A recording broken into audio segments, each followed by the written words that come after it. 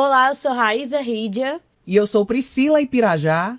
E hoje o nosso convidado vai unir medicina, tecnologia e gestão. Estamos recebendo hoje o doutor Pedro Filgueira, que ele é médico urologista e também presidente da Cooperativa dos Urologistas do Estado do Ceará. Seja muito bem-vindo, doutor Pedro. Muito obrigado, é uma honra participar desse podcast com vocês.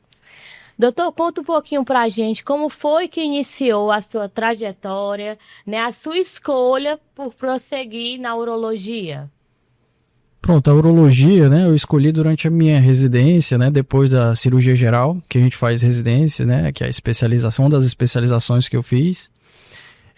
Durante esse período, a gente tem acesso a vários tipos de especialidades diferentes, né? Cirurgia digestiva, cirurgia de cabeça e pescoço, cirurgia torácica, né? A gente roda nos serviços diferentes, né? Em vários hospitais, né?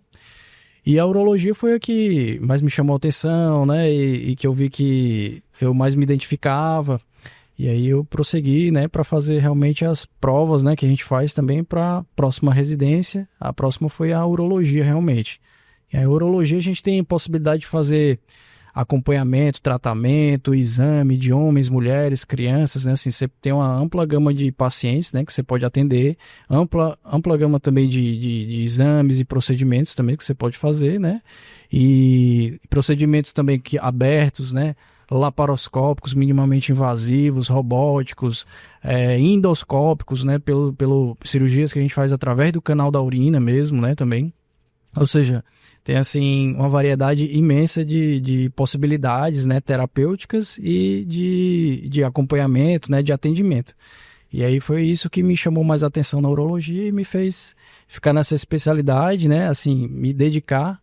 E aí eu já estou fazendo agora 10 anos dedicado à urologia. Perfeito. E o doutor se formou pela UFC e teve experiências também internacionais, como, por exemplo, na França, né? Em Bordeaux, não é isso?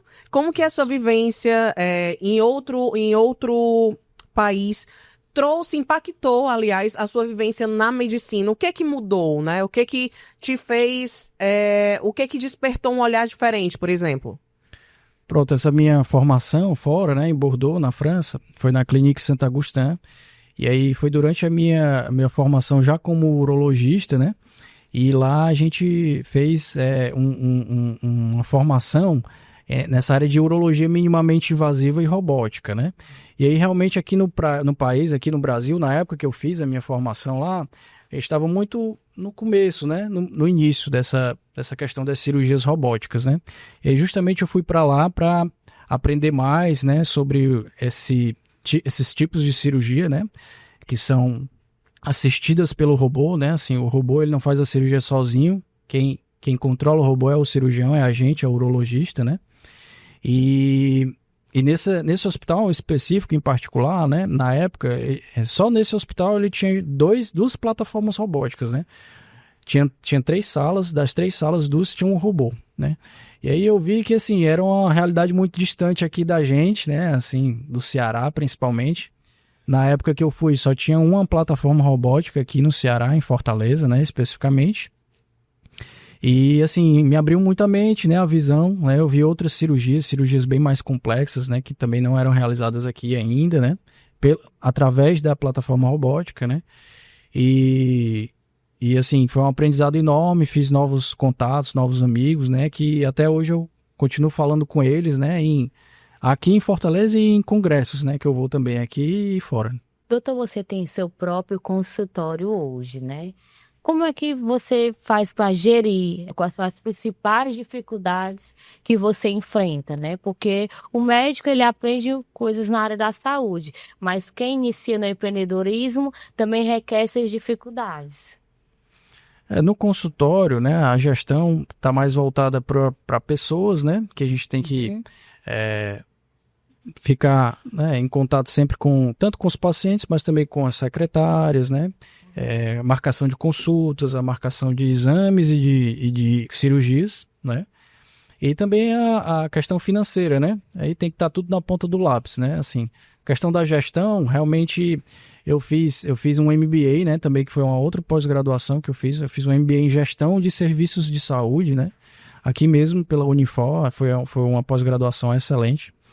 E, assim, valeu muito a pena, né? Tanto de aprendizado, quanto também para conhecer novas pessoas, né? Ter novos vínculos também. E eu queria só resgatar, na nossa pergunta anterior, essa questão da robótica, né? Que o doutor estudou lá fora e tal. Viu que lá fora era completamente diferente daqui e, de certa forma, impactou na sua atuação. Foi daí que despertou o seu amor, o seu interesse também pela tecnologia, porque, para quem não sabe, o doutor também é empresário no ramo da tecnologia, né? Fala um pouquinho da tua startup e se começou mais ou menos daí dessa experiência em Bordeaux que o doutor teve. Começou também, né, dessa questão da cirurgia robótica, porque especificamente esse produto que a gente tem na nossa startup, né, ele pode ser linkado ao robô, né? Assim, a gente consegue fazer a adaptação, né, que é a visualização, né, da imagem tridimensional do órgão, que é o que a gente faz, né, o produto é esse. São modelos tridimensionais interativos para planejamento cirúrgico, né? E com esse modelo 3D a gente consegue linkar no robô, e aí o próprio cirurgião, durante a cirurgia, ele consegue visualizar também, né, no próprio console do robô, o modelo tridimensional do órgão, né? E isso aí é importante para quê? Ele serve exatamente como se fosse um GPS, né? Um mapa também durante o procedimento.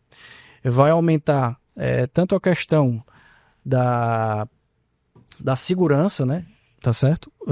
Para o cirurgião e para o paciente, tá? Diminui o tempo operatório, esses modelos, né? E pode reduzir também complicações perioperatórias, né? Por quê? Porque o cirurgião se prepara melhor para a cirurgia com esses modelos. E né? qual que é o nome da startup? É a Cirurgic 3D. Aí tá lá disponível em vários aplicativos, né? Para quem tiver interesse e várias outras áreas, inclusive, não só para quem é do âmbito da urologia. A gente faz também para outras áreas, né? Essas reconstruções tridimensionais. Outros órgãos, né? Também a gente engloba, né? Como, por exemplo, o fígado, pulmão, cólon, estômago, pâncreas. A gente também tem solicitações também de cirurgiões regionais e do Brasil. Nacionais também a gente consegue fazer de pacientes deles também de outros estados. Perfeito. O doutor também estava contando aqui pra gente que lançou um aplicativo, né, doutor, que auxilia nas cirurgias, né? Conta um pouquinho pra gente como é que funciona. Pronto, esse aplicativo, né, eu iniciei no meu mestrado de tecnologia, que também foi concluído há pouco mais de um ano, e a gente lançou esse aplicativo no final do ano passado. Aí o aplicativo Qual é o nome do aplicativo? O aplicativo é NeoRenal. NeoRenal. Ele está disponível tanto na Apple Store quanto na Google Play, né? Tá certo? Para dispositivos iOS e Android, né? Especificamente, esse aplicativo serve para quê? Também para visualizar essas imagens das reconstruções tridimensionais, né? E aí basicamente para o colega, para o colega urologista, né? Cirurgião, que quer visualizar, né, as reconstruções. Ele pode solicitar as reconstruções e visualizar as reconstruções tridimensionais através do aplicativo, né? Fica organizado direitinho no aplicativo. E aí, assim, não, quer consultar a reconstrução do paciente tal. Aí ele vai lá no aplicativo, clica e já consegue visualizar mais fácil, mais rápido, né? No aplicativo também tem calculadora do score renal, né? Que é um score de complexidade do tumor de rim. E é um score que já existe, aí a gente só fez acoplar também no aplicativo para ficar mais fácil e melhorar o planejamento cirúrgico. O doutor já vai aí para mais de 15 anos de atuação, né? Ou por aí, ou aproximadamente. No início de carreira, muitos médicos sentem dificuldade, né? Para gerir seu escritório, para iniciar. Quais foram as dificuldades que o doutor enfrentou? Quais foram os desafios? No início, o consultório é mais difícil, né? Porque você tem pouca clientela, né? Realmente. Uhum. E aí uma das saídas, né, que eu vi realmente foi na época, aqui no Ceará, né? Existe a Copeuro, né? Que é a Cooperativa dos Urologistas do Ceará. E a cooperativa, ela existe, né? Assim, tá completando esse ano, em agosto, 27 anos já de cooperativa, né? Ela foi fundada em 1998, né? A cooperativa, né? Pela Sociedade Urológica, né, da época. E essa cooperativa, né, da gente, dos urologistas, ela tem vários contratos com os diversos planos de saúde, exceto o Unimed, entendeu? E é uma grande porta para os novos urologistas, né? Assim que a gente acaba a residência, né? A gente fica realmente meio perdido, né? Na especialidade, né? E a cooperativa, ela fornece esse braço amigo, né? Pro urologista recém-formado, né? Digamos assim, para que ele consiga, né, ter uma clientela maior no consultório. Por quê? Porque aí ele já entra com diversos contratos, né? Com os diversos convênios através da cooperativa, né? Muito legal. Entendeu? Eu acho que é um tanto quanto parecido. Eu e a Raiz, a gente faz parte da CDL Jovem, por exemplo, né? Então, quando a gente tem dúvida, porque a gente, embora tenha o nosso negócio, para gerir a gente tem dificuldade, né? Em certos momentos. Então, é uma instituição que nos ajuda muito, digamos assim. Eu acho que a cooperativa faz esse papel também, né? E é muito interessante ter um braço que apoie o médico assim que ele sai da faculdade dessa forma. Porque não só na área dele, mas tanto os outros profissionais sentem essa necessidade, né? Essa ajuda de se localizar ali e não tem ou uma instituição que o apoie, enfim, muito interessante. Doutor, e qual é uma dica que você dá para os médicos que estão começando agora e que pretendem abrir o seu próprio consultório? A dica que eu dou realmente é se focar assim, no seu método de atendimento mesmo, né? Atender bem o paciente, né? Humanizadamente, né? Se tornar disponível para o paciente, né? Assim, se você atendendo bem o paciente, fazendo suas condutas bem éticas, morais e éticas, né? Os pacientes vão indicar você para outro, né? Para outro colega, né? Para outra pessoa, né? E aí, com essas indicações, você vai crescendo cada vez mais, né? O que a gente está vendo cada vez mais por aí, na verdade, são médicos que se apoiam, né, em condutas não muito cientificamente comprovadas, né? E, infelizmente, a gente vê muito efeito colateral, né? Chega pra gente, né? Muito evento adverso, né? Chega pra gente no consultório decorrente de más práticas, né? Entendeu? Às vezes acontece isso, né? Infelizmente. Sim. Doutor, a tecnologia como a gente está conversando, está cada vez mais intrínseca ali na medicina, né? Como que a robótica atua na área da urologia especificamente? Como que ajuda os pacientes? Pronto, a cirurgia robótica, né? Assim, a cirurgia robótica mais realizada dentro da urologia, né? É a cirurgia para o câncer de próstata, certo? Esse tipo de cirurgia é chamada de prostatectomia, né? Que é a retirada completa da próstata, junto com as vesículas seminais, né? Para o tratamento do câncer de próstata, essa é a primeira linha, tá bom? E aí, quais são as vantagens da cirurgia robótica, né, em comparação às outras? Principalmente a questão da potência sexual e da continência, né? Com a cirurgia robótica, você tem melhores resultados relacionados tanto à potência sexual quanto à continência urinária. Perfeito. O doutor acha que tem muito preconceito ainda dos homens nessa área da urologia? Com relação ao toque retal, né, e a prevenção, na verdade isso vem diminuindo, reduzindo cada vez mais, né? Quanto maior o nível de escolaridade, a gente sabe, né, menor é esse preconceito, né? É claro que o nosso estado, né, assim, infelizmente tem um nível de escolaridade ainda muito baixo. E no interior do estado, principalmente, ainda existe, né, assim, esse machismo, né, de achar que realmente o toque retal vai fazer alguma coisa com ele e vai deixar de ser homem, né? Mas a gente vê cada vez menos isso, né? No consultório principalmente, né? Cada vez mais homens têm chegado ao consultório para fazer a prevenção do câncer de próstata, já que o câncer de próstata é o câncer mais comum do homem. Doutor, geralmente o câncer, ele tem uma idade que pode acontecer uma maior quantidade de casos ou não tem isso? Sim. Quando é indicado, né, doutor, começar a prevenção? Isso. Com relação ao câncer de próstata, ele é mais comum a partir dos 50 anos, né? É por isso que a Sociedade Brasileira de Urologia, ela recomenda que todo homem acima de 50 anos faça a prevenção do câncer de próstata, né? Que consiste no toque retal e o PSA, que é o exame de sangue da próstata, né? O antígeno prostático específico, certo? E homens que têm história familiar positiva, homens da etnia da raça negra, né? Ou que tem alguma doença, né, genética, hereditária, que aumente o risco, né, do câncer de próstata, esses homens realmente têm que começar antes, a partir dos 45 anos, 40, 45 anos, dependendo da doença, né, que aumente o risco. Tem algum tratamento através da tecnologia ou a tecnologia ela vem mesmo em casos de cirurgia, doutor? Não, tem também tratamentos mais atuais, né, que ainda realmente não chegaram aqui em Fortaleza, mas já existe no Brasil, tá certo? Que são as terapias focais ou terapias ablativas, né, que são ablações ou hemiablações da próstata, né, e realmente requer um aparato tecnológico grande, né, e geralmente é caro também, né, esse aparato todo. Mas já existe, né, já tem trabalhos científicos também comprovando a eficácia desse tipo de tratamento para alguns tipos de câncer de próstata, né? Que a gente divide o câncer de próstata em estágios, né? Digamos assim, são os riscos, certo? E aí, dependendo do risco do paciente, a gente pode fazer uso dessas terapias ablativas, de cirurgia, né, da robótica, ou então de outros tratamentos, como radioterapia, quimioterapia, hormonioterapia.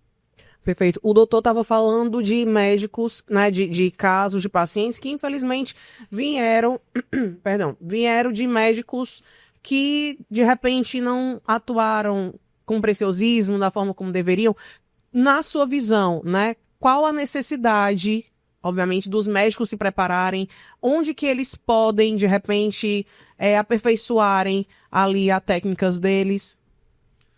Depois da graduação, né, que é quando você sai realmente da faculdade, dos 6 anos, né, de formação na sua faculdade, o ideal é que todo médico fizesse a minha concepção, o ideal seria que todo médico fizesse uma residência médica, né, que é a especialização padrão ouro, né, para você conseguir realmente pegar a mão, né, de tudo aquilo que você quer se especializar, certo?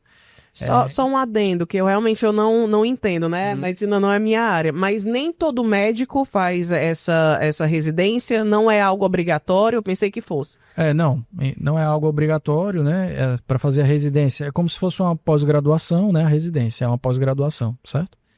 E para fazer essa pós-graduação, que é a residência médica, você precisa fazer provas, né? Passar na prova para poder iniciar a sua residência médica, né? Na sua especialidade, na especialidade.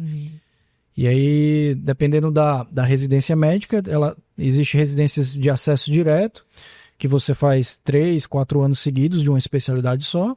E existem residências que você tem que fazer, que existem pré-requisitos. Ou seja, por exemplo, a minha área da urologia, eu preciso fazer cirurgia geral, residência de cirurgia geral antes, para depois fazer a residência de urologia, que foi o que eu fiz, né? Fiz residência de cirurgia geral e depois fui para a residência de urologia. Perfeito. Doutor, muitos empreendedores negligenciam o seu cuidado com a saúde e acabam ocasionando muitas doenças, né? Principalmente problemas urológicos. Quais são os principais problemas que o doutor identifica nessas pessoas que já têm uma rotina muito intensa, né? Não se cuidam, uma vida muito estressante? Hoje em dia, na verdade, a gente está vendo cada vez mais são problemas psicológicos, né? Sim. E que também refletem na saúde urológica do homem, né? Especificamente, está mais voltado para a esfera sexual, né? A questão de ereção, né? Do libido, que é o desejo, né? Tudo isso a gente vê também no consultório, né? Problemas ejaculatórios, né? De ereção e de libido, né? Isso aí tudo também às vezes está tudo relacionado ao estresse, ao ambiente, né, em que ele está inserido, o trabalho, ansiedade, depressão, né, tudo isso também uma coisa ocasiona. Influencia na outra, né, doutor? Com certeza. E a gente vê muito, principalmente homens mais jovens, né, cada vez mais. É mesmo. Com esses problemas, né, da esfera sexual, né. Também de fertilidade, doutor? A fertilidade, né, exatamente, assim, a questão de psicológico não afeta muito, né, mas a gente também acompanha pacientes que querem, né, que estão querendo engravidar e faz tanto a investigação, né, de infertilidade, da fertilidade, E tratamento também. Doutor, como é que funcionam esses tratamentos nessa área da infertilidade? Tem alguma tecnologia que atua diretamente? Tecnologia especificamente, assim, não. Mas, assim, o que a gente faz? A gente faz a investigação da fertilidade. O homem está querendo engravidar, né? Chega no consultório querendo engravidar. E está com dificuldade, já está há mais de um ano tentando, né? Aí a gente já classifica como uma infertilidade, né? E aí a gente já consegue pedir alguns exames, solicitação de alguns exames, principalmente o espermograma, né? Que é o exame principal para a gente ver a fertilidade do homem, né? Ver a quantidade e a qualidade dos espermatozoides por esse exame. Outros exames que a gente pode lançar a mão são exames de sangue, né? Relacionados aos hormônios, né? Testosterona, LH, FSH, estradiol, né? SHBG. E também exames relacionados para a gente ver os testículos mesmo, né? Que é onde ocorre a produção do espermatozoide, para ver como é que está a saúde testicular. Aí a gente lança a mão do ultrassom, né? Que aí o ultrassom urológico faz parte também, o ultrassom do testículo, né? Que eu também faço no consultório também. Em relação à saúde da mulher, por exemplo, quais são os tratamentos mais buscados? Ou quais são as doenças mais corriqueiras, né, no consultório? Nas mulheres, né, a gente atende também mulheres, né? A principal queixa são as infecções urinárias. As infecções urinárias e também os cálculos renais, né? As nefrolitíses. Qual a principal causa, por exemplo, da infecção urinária? É algo que é realmente recorrente na mulher? Toda mulher ou já teve, eu já tive, tenho certeza que a minha amiga já teve. Vezes. Temos amigas que já tiveram também várias vezes, é algo muito recorrente, né? Então, qual que é o possível fator da causa da infecção urinária e tratamentos? Como que a mulher pode, por exemplo, ai meu Deus, fugiu o termo, como que ela pode se prevenir? Pronto, a mulher, na verdade, ela tem mais infecção urinária na idade adulta do que o homem por causa da uretra, né? A uretra feminina, ela é mais curta do que a uretra masculina, né? Só tem em torno de 3 a 5 centímetros. E isso propicia com que bactérias que já existem na região, elas acendam o trato urinário, né? E causem infecção na região da bexiga. Que aí a principal infecção do trato urinário baixo da mulher é a cistite, né? Que é a inflamação da bexiga. Perfeito. E aí a principal bactéria é a Escherichia coli, né? Que também já existe na região e aí infecta, né? Causa infecção. Com relação aos cálculos renais, as nefrolitíses, né? É muito importante também a gente investigar, principalmente em quem tem história familiar, né? E principalmente aqui no nosso estado, né? Que é muito seco. E o pessoal não lembra de beber água, né? E aí a gente também investiga, né? O principal exame é a ultrassonografia e a tomografia, né? Perfeito. Doutor, nas mulheres indicam que é importante, né, tentar engravidar até os 35 anos. Para os homens, tem alguma idade limite ou não tem isso? Não, no homem não existe uma idade assim limite, não, né? Assim, realmente na mulher, a partir dos 35 anos, a fertilidade ela vai caindo, né? Devido à morte dos folículos, né? Tá certo? Mas no homem, assim, a questão da produção de espermatozoide, ela dura durante toda a vida, né? No testículo.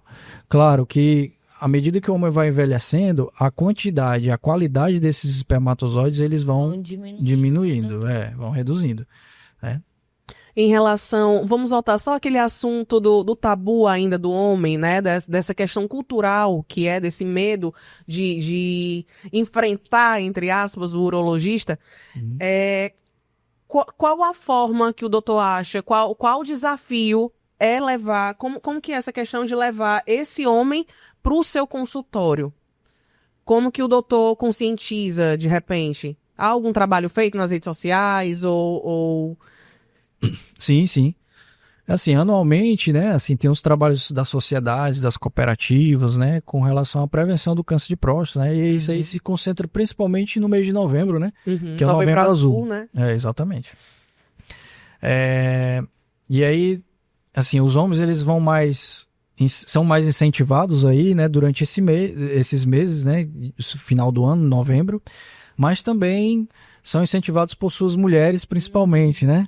E aí chega muito homem no consultório, né, com as esposas do lado, né? E chega dizendo assim, não, ó, minha esposa veio aqui, né, também, porque eu vim à força.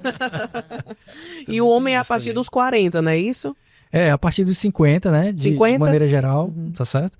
E aí, a partir dos 40 ou 45, se tiver algum fator de risco, se tiver algum fator de risco importante. E quais são as prevenções que este homem, aliás, os homens em geral, né, devem ter ao longo da vida dele, para evitar um câncer de próstata, além da consulta, claro, com o urologista a partir de 50? A prevenção primária, né, que é justamente isso, né, seria bons hábitos de vida, né, fazer exercício físico, bons hábitos de alimentação, né, muita fruta, verdura, né. Água também é bom, doutor? É importante também. Com certeza, de água, né? E com relação ao câncer de próstata, né, evitar também o tabagismo, né, o etilismo, né, tudo isso também. E o que há de mais tecnológico hoje, por exemplo, para prevenir, não, para diagnosticar certas doenças, né? E disso eu falo na sua área mesmo, para quem é da sua área. Pronto, aí no diagnóstico, por exemplo, do câncer de próstata, né, que a gente tem de tecnologia agora, e que já está instituído, basicamente, a ressonância magnética da próstata, né, a gente indica, basicamente, para todo paciente que existe uma suspeita, né, de que aquele paciente tenha um câncer de próstata, a gente pede uma ressonância da próstata. E também, se você tiver um toque retal, tiver o toque retal ou PSA alterado, também pode ir diretamente para biópsia de próstata, né? E hoje em dia existe a biópsia de próstata mais tecnológica, digamos assim, com menos complicações que existe, né? É a biópsia de próstata pela via transperineal, que a agulha entra diretamente pela pele do períneo, né? E a gente faz esse tipo de biópsia, né? Eu faço também. Eu fui pioneiro aqui em Fortaleza em iniciar esse tipo de biópsia de próstata pela via transperineal. A gente faz também com a fusão de imagem da ressonância, né? Ou seja, a ressonância viu uma área suspeita, a gente vai para a biópsia da próstata, fundindo a imagem, fazendo a sobreposição da imagem da ressonância com a ultrassonografia na hora da biópsia, né, em tempo real. E aí a gente consegue retirar fragmentos específicos daquela área suspeita que a ressonância também viu. Né, e aí vai para a análise, né, do laboratório naquela área suspeita. E falando em cirurgia, qual que é a diferença da cirurgia robótica para a cirurgia laparoscópica?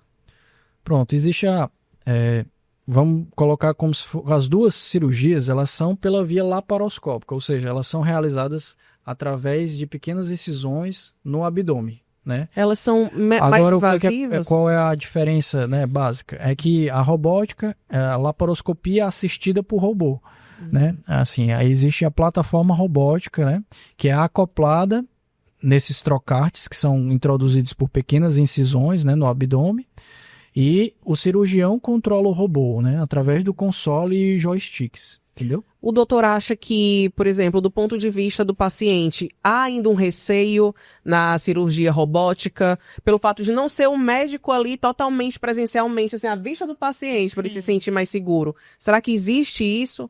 O doutor sente que existe? Não, acredito que não. Na verdade, a gente fica do lado do paciente também durante as cirurgias robóticas, né? E tem também tem médicos do lado do paciente também, né? Que são os auxiliares, né? Também, que são médicos e também auxiliar de enfermagem, anestesista, né? Tudo isso. Fica todo mundo ao redor do paciente, né? Tanto os médicos quanto a plataforma robótica. Perfeito. São muitas informações necessárias, né? Principalmente a gente vê que no nosso ramo do empreendedorismo acontece de muitas pessoas negligenciarem mesmo a saúde, né, doutor? Principalmente os homens, como o doutor falou, que são os mais teimosos, né? Mas aqui o doutor está aproveitando para dar várias dicas importantes, né? É isso aí. Então você que está nos assistindo, aproveite essas dicas de ouro. Doutor, eu queria também aproveitar para voltar voltar lá para sua startup, que você estava falando no início do programa. Como foi que surgiu você vê essa necessidade de iniciar esse projeto, né? Qual foi, assim, a lacuna que você viu na sua área, que você viu que pudesse ter essa abertura para você? Pronto, a ideia veio através do mestrado, né? Que eu fiz mestrado em tecnologia. E eu comecei desenvolvendo, né, esse produto, que foi o aplicativo para visualização das imagens renais em 3D. E aí, a partir daí, essa ideia, na verdade, desse produto foi porque existia realmente a lacuna, né, no nosso país, porque existem poucas empresas, né? Foi uma oportunidade, né, que foi vista, porque devido à demanda alta e pouca disponibilidade de se fazer um produto desse, né? Assim, existem poucas empresas que fazem, realmente. Basicamente, aqui no Brasil, empresas assim que disponibilizam realmente e de fácil acesso esses modelos tridimensionais, só existe a minha e outra empresa no Brasil. É mesmo? Basicamente sim. E foi a partir disso que a gente começou. Eu já vi algo parecido, mas foi com um dentista, que eu fui fazer uma projeção de umas lentes, aí eles ofereciam esse aplicativo, só aplicativo do ponto de vista interno, né? Eles ofereciam essa visualização tridimensional para ver como era que ia ficar o depois. Achei bem interessante. Na área da odontologia está bem mais avançado realmente essa área do 3D, né? Assim, tanto da questão de você fazer a segmentação das imagens, né, para poder fazer a impressão 3D, né, de aparelhos específicos, né, do paciente, né, tudo isso também. Perfeito. Hoje são quantas pessoas na sua equipe? Só pra gente ter uma noção, assim, de quantas pessoas tem por trás de uma startup dessa. Não, a minha startup está no início ainda, né, a gente tem assessorias, né, e tem algumas pessoas, alguns parceiros, né. Aí, assim, contando com as assessorias e os parceiros, né, são em torno de umas 6, 7 pessoas. Perfeito, porque também engloba a parte da gestão, né, que a gente também está falando, que além de médico executivo, né, o doutor participa ativamente ali do consultório, mas também é gestor do seu negócio. E ainda é diretor da cooperativa. Como é que equilibra todos esses pratos, por falar nisso, né? Também. Cirurgião, pois é. A gente tenta equilibrar tudo da maneira para fazer tudo ético, né, também, e o melhor para as pessoas, né? Realmente essa questão do 3D, né, você tem que encontrar, cada um você encontra o seu propósito, né, e o melhor de cada lugar você tem que levar em consideração que são as pessoas, você tem que tratar bem as pessoas, né, e ter cada vez mais parcerias, né, assim, eu sou muito grato na época que eu fiz um benchmark com empresas que fazem modelos 3D de fora. Né? Assim, eu entrei em contato com várias empresas para saber como é que eles faziam. Legal. Né? Eles foram também bem abertos comigo na época, né? E aí eu trabalhei com eles também. Trabalhei com duas empresas dos Estados Unidos e uma empresa do Reino Unido. Assim, a gente ficou com cada uma delas. Eu fiquei basicamente aí. Uma foi 6 meses, outra cada uma 1 ano, assim. São tecnologias de fora mesmo, né? Que o doutor traz para agregar. Exatamente. Doutor, você fez algumas viagens para trazer essa inovação aqui para o estado do Ceará? Eu fiz viagens para conhecer também, né, essas pessoas e basicamente foi para os Estados Unidos eu fui também. Para testar, para poder a gente conversar melhor e tudo isso, né, ver como é que faria e tal, se daria para trazer o produto realmente o deles para cá, né, ou se desenvolvia um novo aqui, né, essas coisas. O doutor é muito jovem, tem aí mais de 15 anos, né, como a gente já falou aqui, de estrada na saúde, mas onde o doutor quer chegar, né? Como o doutor se vê daqui a 5, 10 anos? E para 5, 10 anos tem um salto muito grande, mas é um curto prazo, 5 anos. Como que você se vê no meio da saúde? Eu me vejo como uma referência da minha área, da urologia, né? E na área de tecnologias urológicas, né? Da área da saúde da urologia. Perfeito. Algum cargo também, além do que você já é, né, na cooperativa, ou em outras instituições?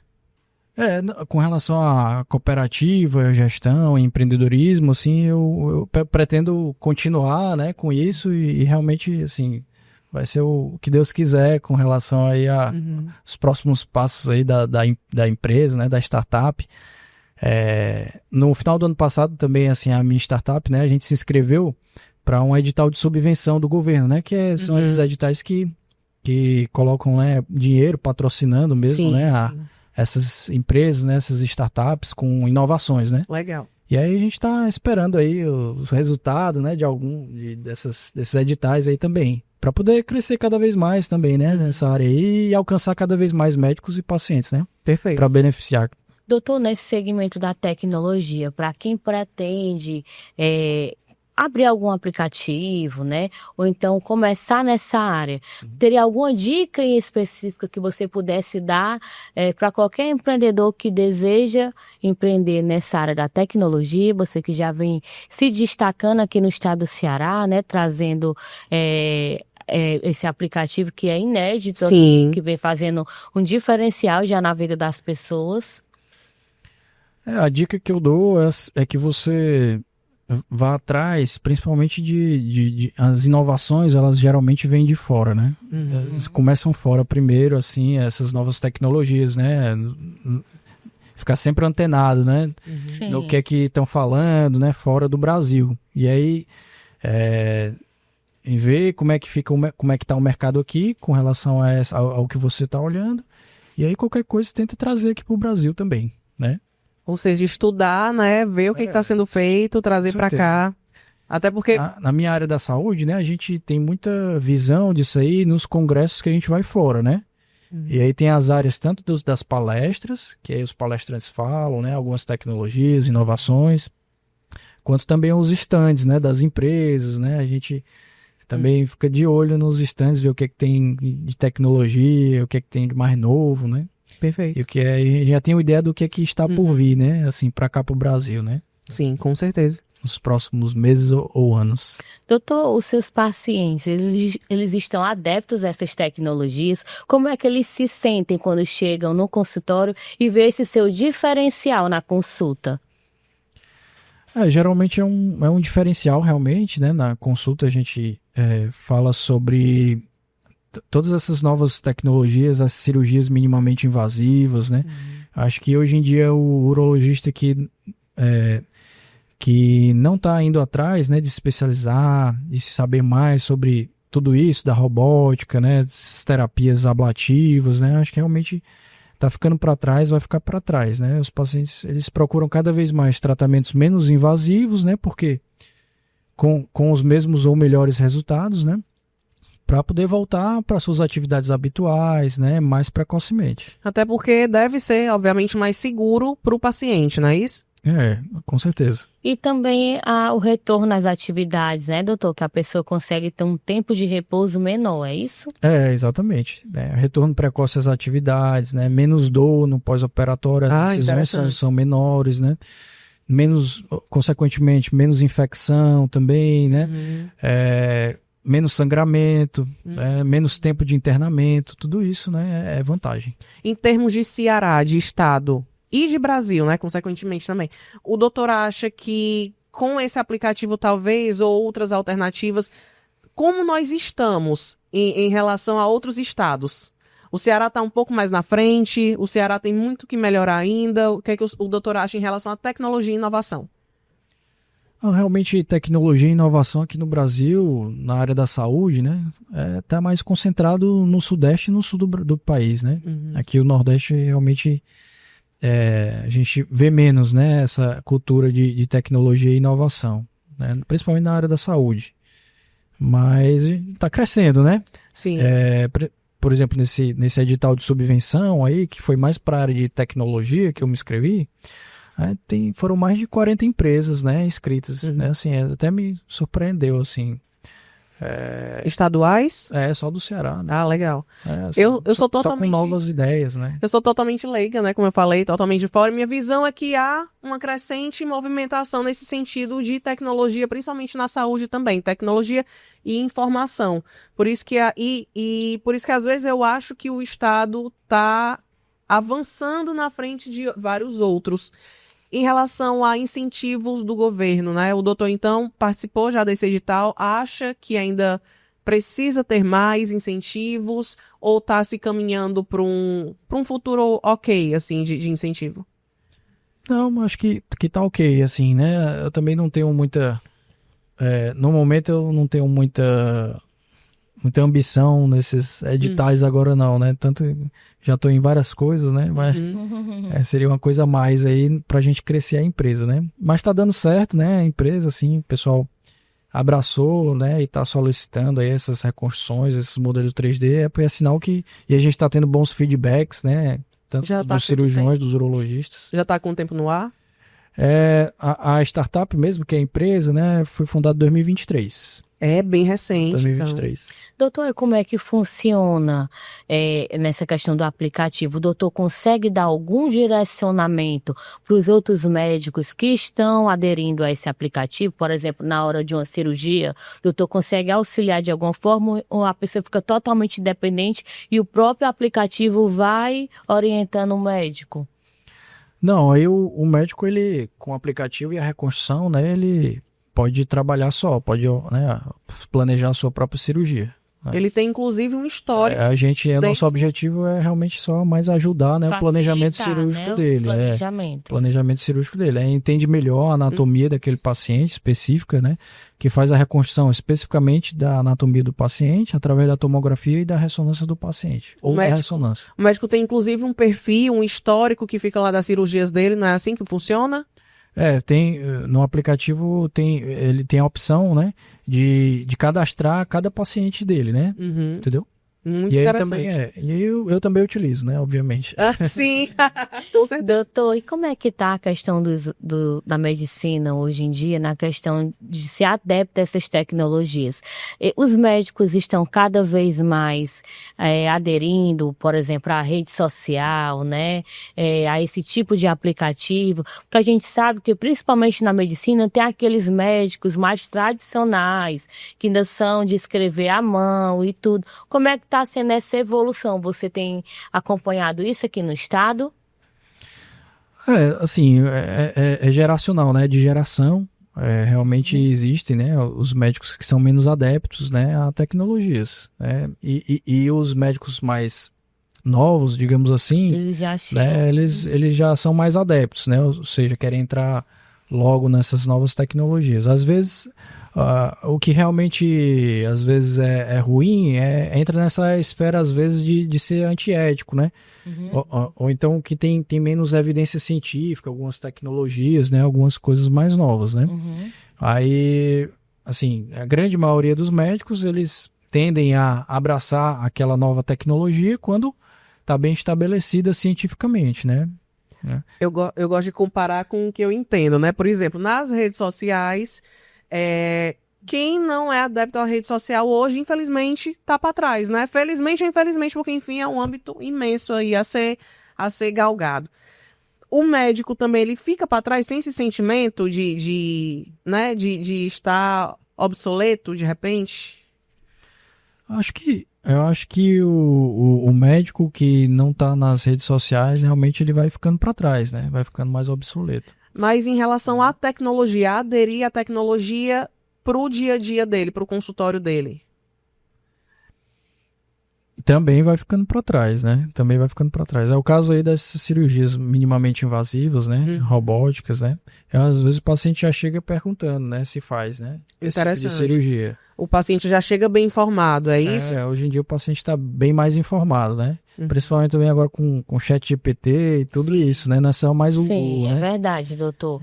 Eu vejo que os pacientes estão às vezes já chega na consulta, né? O doutor que vai poder dizer melhor, mas já com alguma ideia, já pesquisa alguma coisa. Né? Se for fazer uma cirurgia, já pergunta, doutor, eu vou fazer a robótica, qual é o tipo de cirurgia? Então já tem um certo entendimento, né, doutor? Através das redes. Já chega querendo, né, não, doutor Pedro, eu quero a cirurgia robótica, né? Porque vai...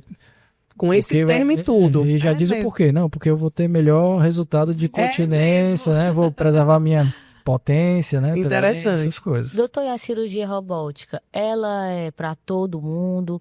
Ou tem alguma situação que não é indicada? Boa. A cirurgia, com relação à cirurgia robótica, a resposta depende, né? Depende do câncer de próstata, se ele está localizado, se ele está avançado, né? E aí, dependendo dos exames, né, tudo isso, a gente define se vai para cirurgia ou não. E aí, indo para cirurgia, tem grande probabilidade do seu caso ser um caso também de que possa ser resolvido através da cirurgia robótica, né?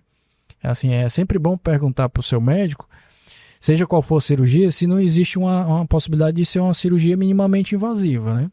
Até cirurgia de hérnia, hoje em dia a gente faz minimamente invasivo por vídeo, né? Videolaparoscopia a gente faz também, ou robótica também. Dá para ser feito. Pro médico, né, ou para aquele gestor no âmbito da saúde, seja a área que for, que está iniciando agora, quais conselhos você dá para esse profissional para que ele seja bem-sucedido futuramente? Para qualquer área. Principalmente, você tem que se autoconhecer, saber onde é que você quer chegar, saber o seu porquê, né? Tá certo? Tem um livro do Simon Sinek, né? Comece pelo porquê. Você tem que, primeiro, ele faz o círculo de ouro, né? Que é o que, como e porquê, né? Você tem que começar pelo porquê, saber qual é o seu propósito. E saber onde é que você quer chegar, a missão, né? Sua missão, seus valores. Perfeito. Repete o livro para quem está nos assistindo, né? Comece pelo porquê. Eu gosto muito de dicas de leitura. Quando o convidado traz dicas de leitura, já anoto, para eu mesmo depois ir lá conferir, estudar. Esse livro, ele serve só para a área da medicina ou para qualquer empreendedor? Não, qualquer área. Qualquer área. Doutor, gostaria muito de lhe agradecer pela sua presença, pela sua participação. A gente sabe que sua agenda é extensa, o seu tempo é muito corrido, mas muito obrigada por compartilhar dos seus conhecimentos no âmbito da saúde, da tecnologia, da inovação aqui com a gente. Muito obrigado, eu que agradeço participar desse podcast aí espetacular. Então, eu desejo muito sucesso para vocês também. Muitíssimo obrigada. Muito obrigada, doutor, por todas as informações que você trouxe para os nossos ouvintes. Infelizmente, a gente vai ficando por aqui porque já deu o nosso horário, mas em breve, doutor, nós vamos lhe convidar outra vez para a gente continuar os assuntos, né? Com certeza. Porque são muitas informações, são importantes tanto para o ramo do empreendedorismo como também para o ramo da saúde. Então, a gente vai lhe chamar em breve para a gente vir com novos assuntos para os nossos ouvintes. A gente poderia, inclusive, virei de gravar no consultório do doutor para mostrar de perto como é que funciona. A tecnologia. Exatamente. Tudo, podemos... Tá ótimo. Então, estaremos lá. É isso aí. A gente vai ficando por aqui. Lá. Perfeito, doutor. A gente vai ficando por aqui. Muito obrigada pela tua audiência, pela tua atenção. Até a próxima terça-feira. Quero agradecer também, né, o nosso diretor aqui do estúdio, Luminous, Éder Machado. Maravilhoso. Um beijo para você. Um beijo também para o Gabriel. Muito obrigada pela atenção. E nós vamos ficando por aqui. Nos aguardamos você até o próximo episódio.